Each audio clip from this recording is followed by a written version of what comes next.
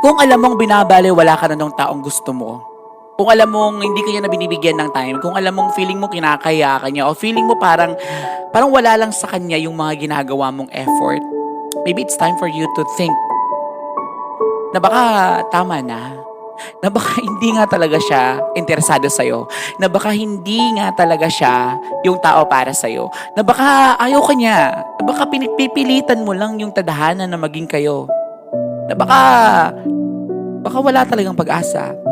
Always remember this. You deserve better at kamahal-mahal ka.